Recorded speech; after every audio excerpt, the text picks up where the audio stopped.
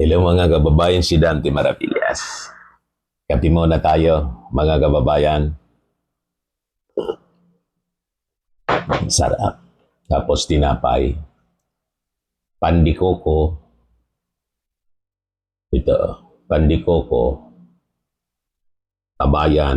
Ay, nahulog. Kabayan. Tapos, ano to? Tawag dito. Toasted siupaw.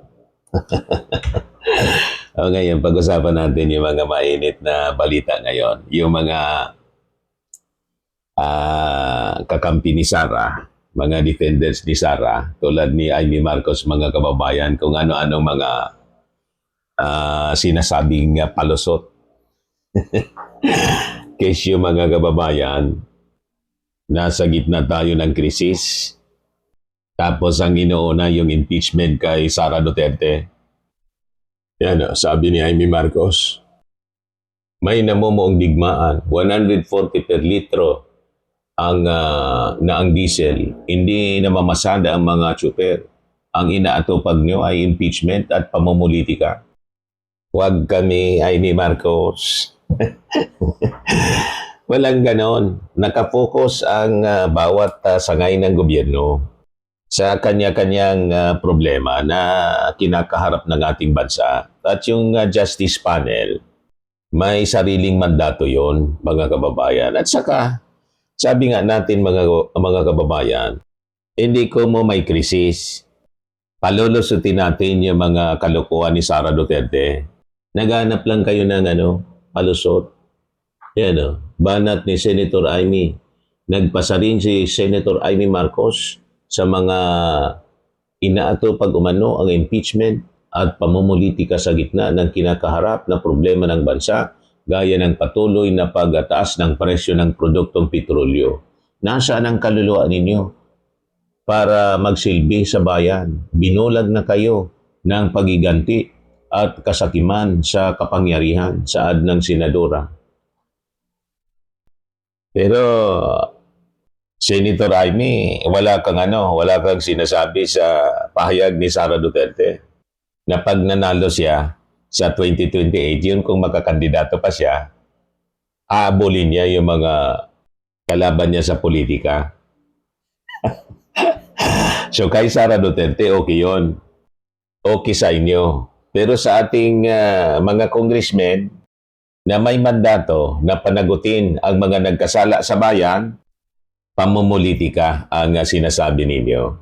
At saka baseless po ang inyong mga akusasyon sa ating administrasyon at sa Kongreso.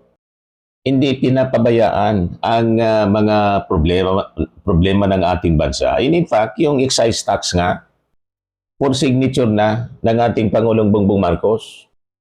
Yung latest nga ngayon, Marcos signs law granting him powers to suspend fuel excise tax. Tinirma na nga ng ating Pangulong Bongbong Marcos. Yan sabi dito sa latest na report ng Philippine Daily Inquirer, President Marcos Jr. On Wednesday signed into law a bill authorizing him to suspend or reduce excise taxes on petroleum products as the country continues to feel the impact of rising oil prices caused by the conflict in the Middle East.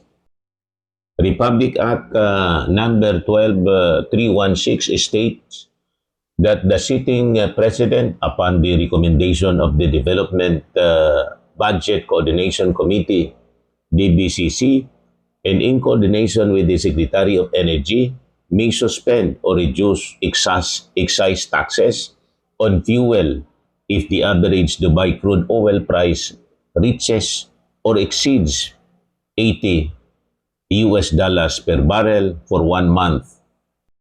The suspension or reduction may be applied to specific petroleum products and implemented either as full suspension or partial reduction of the applicable excise tax rates under the section as may be warranted by prevailing conditions.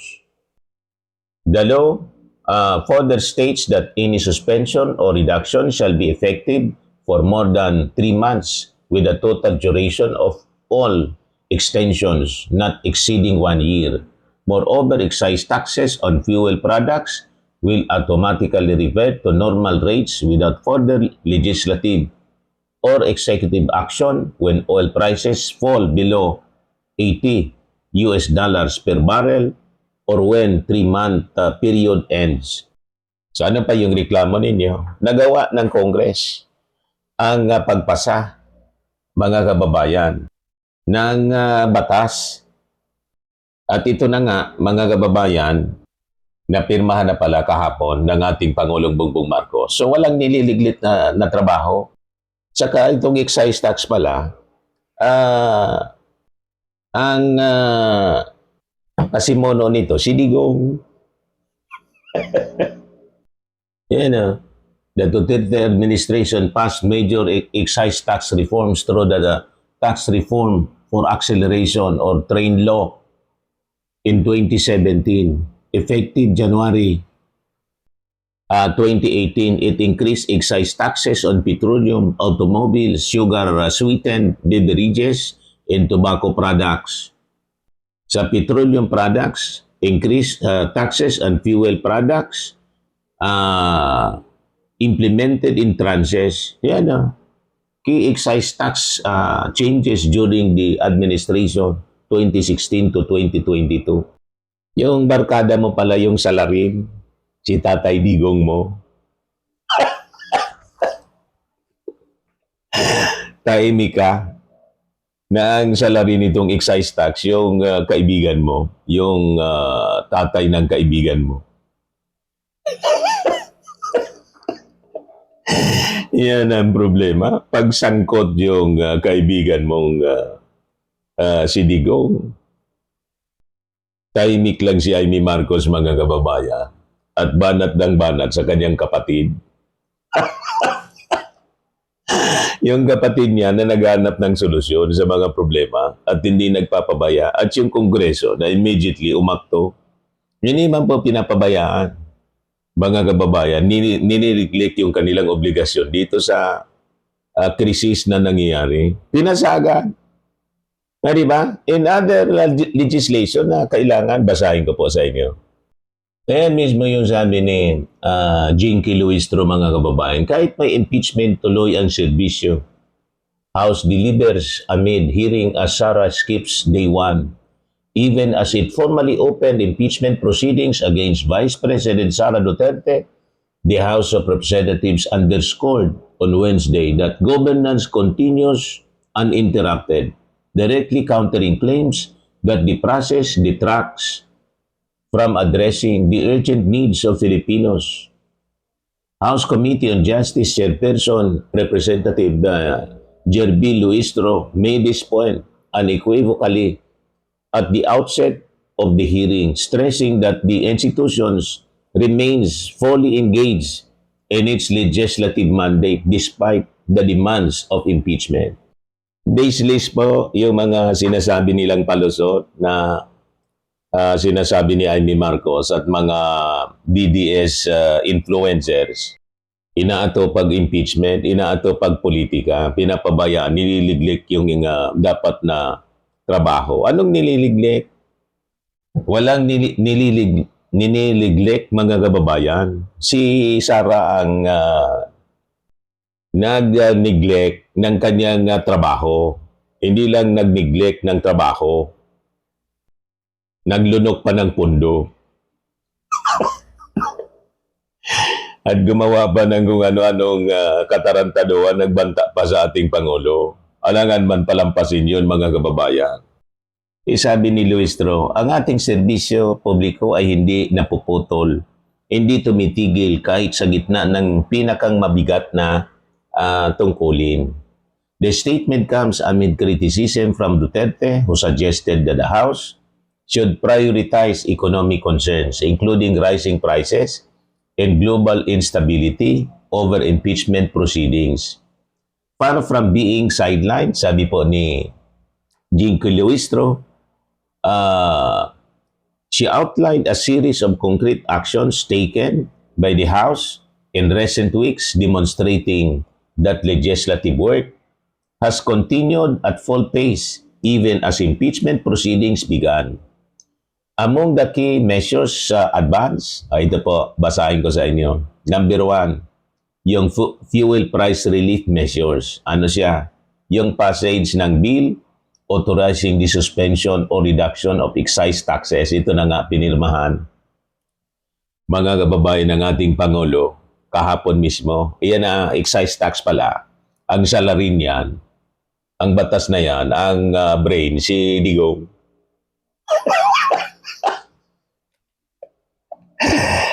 Di ba? Mga kababayan, turo kayo ng turo.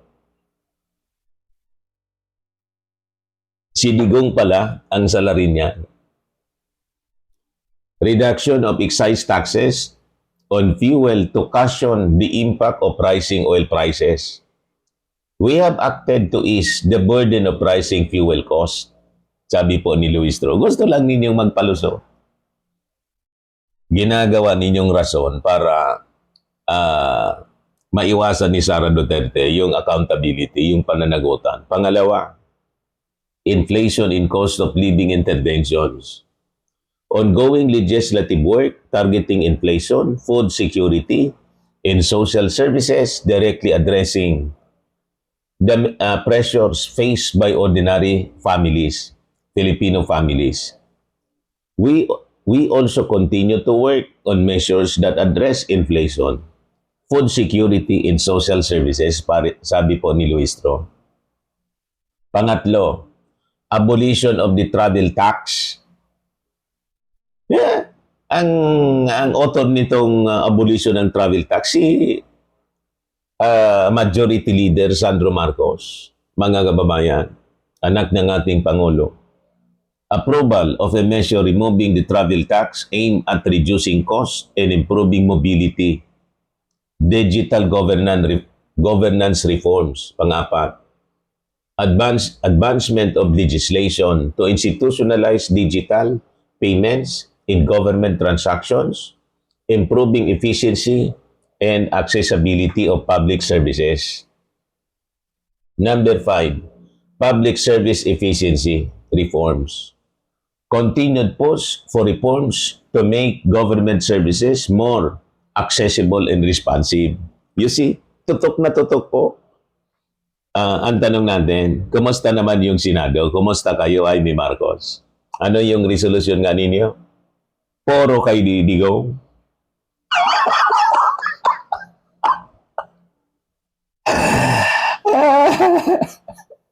Yung latest na resolution ninyo, puro tungkol kay Digong. Bring him home.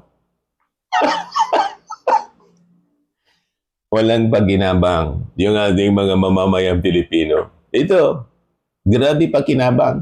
5. Pang-anim, education sectors, amendments to the Universal Access to Quality Tertiary Education Act, the Presidential Merit Scholarship Program. These measures aim to strengthen support for students and invest in the country's future workforce.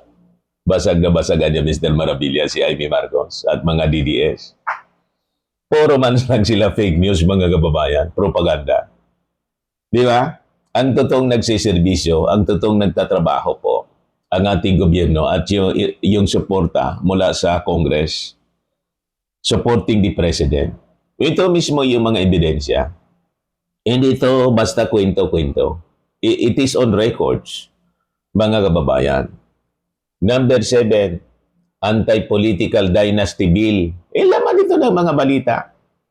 Ang author ng anti-political dynasty bill, si Sandro Marcos mismo at saka si Speaker Martin. Kumusta naman kayo diyan sa Senado? Anti-political dynasty bill, completion of plenary deliberations on the long-awaited anti-political dynasty measure following nationwide consultations. After nationwide consultations, the House has pushed forward the long-awaited anti-political dynasty bill. Di ba? Luistro emphasized that the House is constitutionally bound to perform both functions, legislations, and accountability. Ilan ba yon? 7? O, 7 na mga measures, mga kababayan. Sa gitna nitong post, mga kababayan, sa impeachment laban kay Sara Duterte. So, multitasking, kayang-kaya nila gawin sabay-sabay. So, sabi ni Luistro, the House is constitutionally bound to perform both functions, legislation, and accountability. At the same time, governance is a constant balancing act, di ba? While fulfilling constitutional obligations. She stressed that impeachment is not a distraction, but a duty owed to the Filipino people. Correct.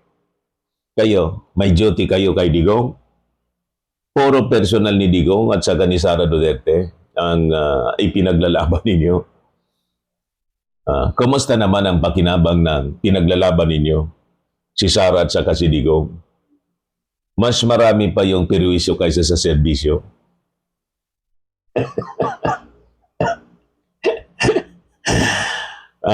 Di ba po, mga kababayan? While we scrutinize those in power, we do not lose sight of the hardships faced by the powerless, sabi po ni Luistro. The hearing proceeded without the Vice President, who declined to participate in day one of the proceedings despite being invited. Sasabihin nila, reklamo ni Sara, hindi daw binigyan ng due process. Yung sa unang impeachment, mga kababayan, di binigyan ng due process. Ngayon na binibigyan ng due process sa pamamagitan ng hearing sa Kongreso, hindi siya nag-attend.